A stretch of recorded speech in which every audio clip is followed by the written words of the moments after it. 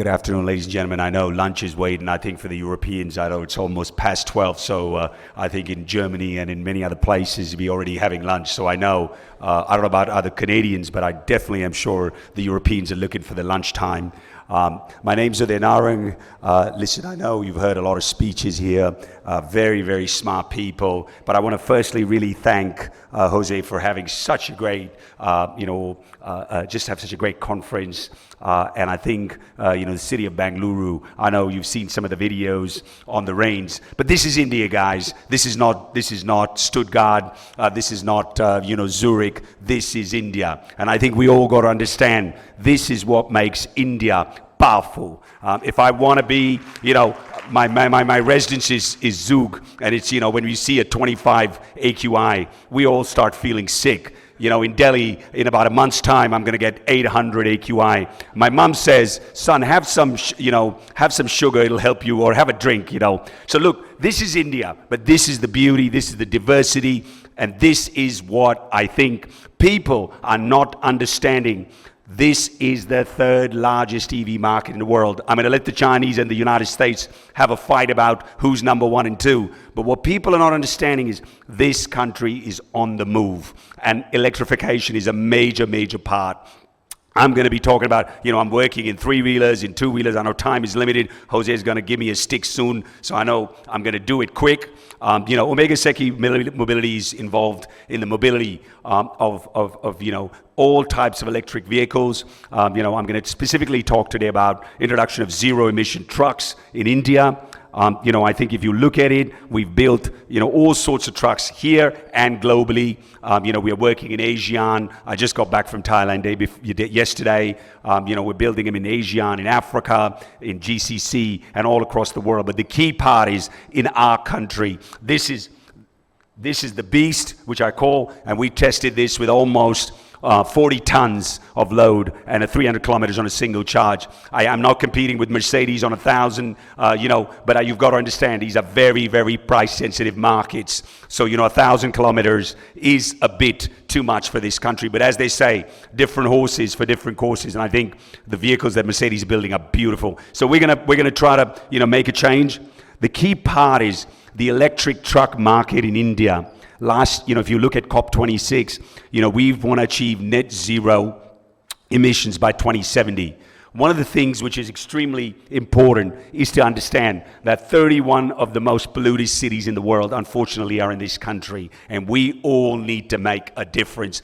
And, it's not, we go to conferences and we talk about it. And when we leave here, people, we need to really think about how do we make a change? Because the future generations, your kids and the kids, it's important, and we all need to work on it. If you look at the transportation sector, is 14% of that, and I think we need to really start working on that in a big way. Road transport in particular accounts for over 90% of transport emissions in this country. Therefore, to achieve the net zero goal, we need to really decarbonize road transport. India has over 2.8 million trucks and over 100 billion kilometers per year. And, we're building, we've got, this great transport minister of us, Nitin Gadkariji, who is going to build so many. We're going to get a logistic policy here on the 17th. And ladies and gentlemen, I'm going to tell you, this country is going to change the way of transportation. And there's so much more. That will bring efficiency. That will bring jobs. We were just talking about Karnataka and jobs. I think, we were talking, the Honorable Council from Germany was talking about 7 billion on hydrogen. I think 7 billion is not enough. We need 30 billion. We're looking to build a 25 trillion economy, ladies and gentlemen, here over the next 10 years. And I think the demand for hydrogen, for green energy, for all sorts of technologies are going to be there. The Europeans have been great partners, and I think there's a lot of work to be done. I also say clearly, this is not a competition. This is we all are working together.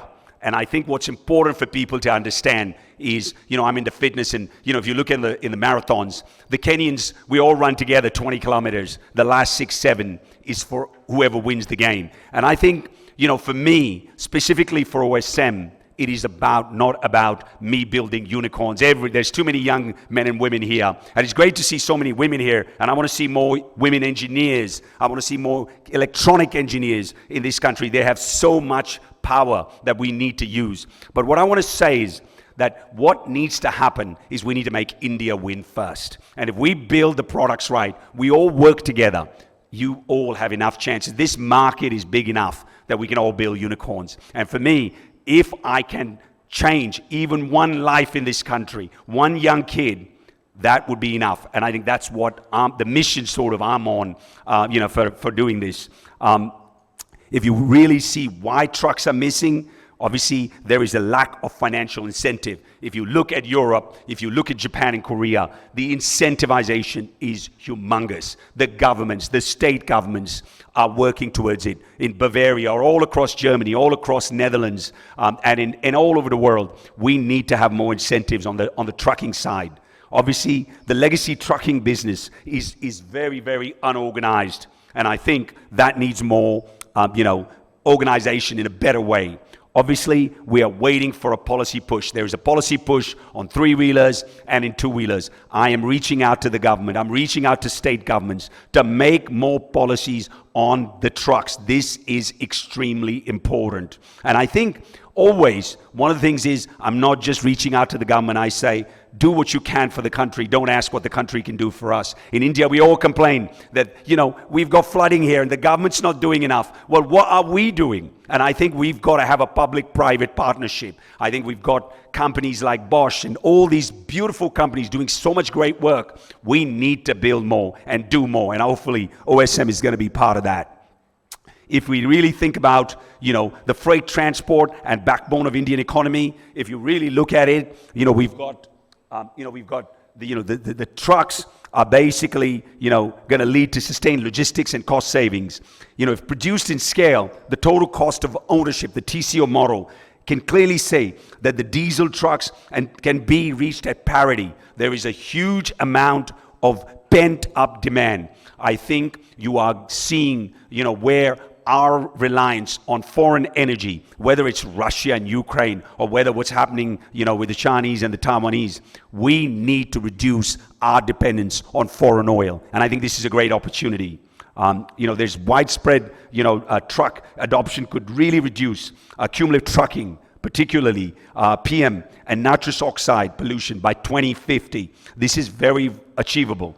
The earlier approval overall, the trucks market in India requires a coordinated ecosystem approach spanning the public and private sector, charging, batteries, motors. We need to build all of this in India with alliance. And I think what I reach out to all our Canadian, our European, our American partners to come here in India and build. And I think clearly we can build in India for global. I think those days of where, Indian quality was looked down are over. Our young men and women are producing companies, their technology being built here. We have got international companies building huge operations here. It's great to see Mercedes, Bosch, all of these companies here and many more. Really, again, as I said, it's about the policy, financing. Financing is extremely important. I keep talking about it. Many, many people, we talk about FAME 2 policy, we talk about PLI schemes. Those are the demand side. In India, we talk about wedding. If we've got the bride, we've got the party, but we don't have the groom, then where's going to be the wedding? So we need financing. Financing. That is the most important. I want to see state banks, I want to see NBFCs do more on this, because if we need to build the ecosystem, we want to build a huge amount of electric, blue, green energy products here. We need to get financing. Charging infrastructure, that is extremely important. Tier 2, Tier 3, Tier 4 cities, we need to build on that. Again, I know time is running out, and Jose, I'm going to keep it within time for you. Really, OSM has built trucks in the 1 ton, the 3.5 ton, the 6.5 ton, and almost 50 tons. A whole lot of disruption is coming. I think, ladies and gentlemen, what's most important is the market is humongous. The demand is there. We only talk about Amazon. We talk about, FedEx and DHL, but there are milk companies, there are food companies, there are transportation that need these. Combination of EVs and UAVs, all of that is in the mix. I think what's important is we've got to build an ecosystem. I need all of you to be part of this. One thing is extremely important, that we again and again work in private and public partnership in this journey, and I think that is very, very possible. This is a picture of some of the trucks that we have built, some of the quality that we are building for here, and I'm going to just show, and I'm going to complete it in my minutes, Jose. Please, can we show the video, and you can get an idea on the work that we're doing. Thank you very much.